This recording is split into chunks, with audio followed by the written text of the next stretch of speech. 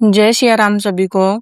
आज मैं आपको सोमवार के व्रत की कथा सुनाऊंगी। अगर आप मेरे चैनल पे नए हैं तो मेरे चैनल को सब्सक्राइब करें। आइए सुनते हैं। सोमवार का व्रत करने से भगवान शिव अपने भक्तों की मनोकामना जल्दी पूरी करते हैं। सोमवार का दिन भगवान शिव को समर्पित होता है, इसलिए पौराणिक मान्यताओं के अनुसार भगवान शंकर को प्रसन्न करने के लिए किसी भी तरह की खास विशेष पूजन की आवश्यकता नहीं होती, क्योंकि वो तो भोले हैं और भक्त के मन में की गई क्षणिक मात्र भी भक्ति उन्हें प्रसन्न कर देती है। अगर आप भी शिव की भक्ति और कृपा पाना चाहते हैं और अगर आप सोमवार का व्रत करते हैं तो ये कथा जरूर पढ़ें या सुने। एक बार किसी नगर में एक साहूकार रहता था। उसके घर में धन की कोई कमी नहीं थी, लेकिन कोई संतान न होने के कारण वह दुखी था। संतान प्राप्ति के लिए वह हर सोमवार को व्रत करता और पूरी श्रद्धा के साथ शिव मंदिर जाकर भगवान शिव और माता पार्वती की पूजा करता था। उसकी भक्ति देखकर एक दिन माँ पार्वती प्रसन्न होकर भगवान शिव से साहूकार की मनोकामना पूर्ण करने का निवेदन करने लगी। पार्वती जी के आग्रह पर भगवान शिव ने कहा कि हे पार्वती, इस संसार में हर प्राणी को उसके कर्मों का फल मिलता है और जिसके भाग्य में जो हो उसे भोगना ही पड़ता है। लेकिन पार्वती जी ने साहूकार की भक्ति देखकर उसकी मनोकामना पूर्ण करने की इच्छा व्यक्त की। माता पार्वती के आग्रह पर शिवजी ने साहूकार को पुत्र प्राप्ति का वरदान तो दिया, लेकिन उन्होंने बताया कि यह बालक 12 वर्ष तक ही जीवित रहेगा। माता पार्वती और भगवान शिव की बातचीत को साहूकार सुन रहा था, इसलिए उसे ना तो इस बात की खुशी थी और ना ही दुख। वह पहले की भांति शिवजी की पूजा करता रहा। कुछ समय के बाद साहूकार की पत्नी ने एक पुत्र को जन्म दिया। जब वह बालक 11 वर्ष का हुआ तो उसे पढ़ने के लिए काशी भेज दिया गया। साहूकार ने पुत्र के मामा को बुलाकर उसे बहुत सारा धन देते हुए कहा कि तुम इस बालक को काशी विद्या प्राप्ति के लिए ले जाओ। तुम लोग रास्ते में यज्ञ कराते जाना, ब्राह्मणों को भोजन दक्षिणा देते जाना। दोनों मामा भांजे इसी तरह यज्ञ कराते, ब्राह्मणों को दान दक्षिणा देते काशी नगरी निकल पड़े। इस दौरान रास्ते में रात को एक नगर आया, जहां नगर के राजा की कन्या का विवाह था, लेकिन जिस राजकुमार के साथ विवाह होना था वह एक आंख से काना था। राजकुमार के पिता ने अपने पुत्र के काना होने की बात को छुपाने के लिए सोचा कि क्यों न साहूकार के पुत्र को दूल्हा बनाकर राजकुमारी से विवाह करा दूं। विवाह के बाद इसको धन देकर विदा कर दूंगा और राजकुमारी को अपने नगर ले जाऊंगा।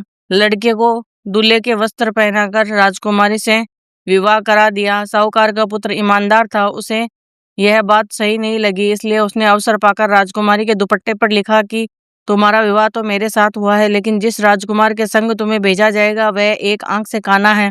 मैं तो काशी पढ़ने जा रहा हूँ। जब राजकुमारी ने दुपट्टे पर लिखी बातें पढ़ी तो उसने अपने माता पिता को यह बात बताई। राजा ने अपनी पुत्री को विदा नहीं किया, फिर बारात वापस चली गई। दूसरी ओर साहूकार का लड़का और उसका मामा काशी पहुंचे। वहां जाकर उन्होंने यज्ञ किया। जिस दिन लड़का 12 साल का हुआ उस दिन भी यज्ञ का आयोजन था। लड़के ने अपने मामा से कहा कि मेरी तबीयत कुछ ठीक नहीं है। मामा ने कहा कि तुम अंदर जाकर आराम कर लो। शिवजी के वरदानानुसार कुछ ही देर में उस बालक के प्राण निकल गए। मृत भांजे को देखकर उसके मामा ने विलाप करना शुरू कर दिया। संयोगवश उसी समय शिवजी और माता पार्वती उधर से गुजर रहे थे। पार्वती माता ने भोलेनाथ से कहा, स्वामी, मुझे इसके रोने के स्वर सहन नहीं हो रहे हैं, आप इस व्यक्ति के कष्ट को अवश्य दूर करें। जब शिवजी मृत बालक के समीप गए तो वह बोले कि यह तो उसी साहूकार का पुत्र है जिसे मैंने 12 वर्ष की आयु का वरदान दिया था। अब इसकी आयु पूरी हो चुकी है। लेकिन मात्र भाव से विभोर माता पार्वती ने कहा कि हे महादेव, आप इस बालक को और आयु देने की कृपा करें, अन्यथा इसके वियोग में इसके माता पिता भी तड़प तड़प कर मर जाएंगे। माता पार्वती के पुनः आग्रह पर भगवान शिव ने उस लड़के को जीवित होने का वरदान दिया। शिवजी की कृपा से वह लड़का जीवित हो गया। शिक्षा पूरी करके लड़का मामा के साथ अपने नगर की ओर वापस चल दिया। दोनों चलते हुए उसी नगर में पहुंचे जहां उसका विवाह हुआ था।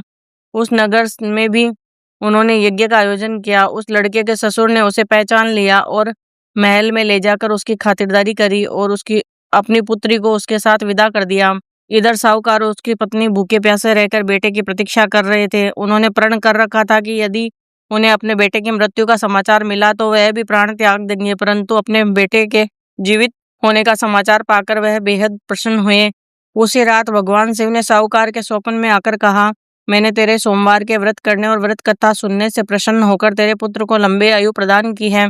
इसी प्रकार जो कोई सोमवार का व्रत करता है, कथा सुनता है, पढ़ता है, उसके सभी दुख दूर हो जाते हैं, सभी मनोकामनाएं पूर्ण होती है, भोलेनाथ की कृपा प्राप्त होती है।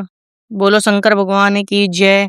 अगर आपको मेरे वीडियो पसंद आते हैं तो लाइक करें, शेयर करें और मेरे चैनल को सब्सक्राइब करें। जय सिया राम।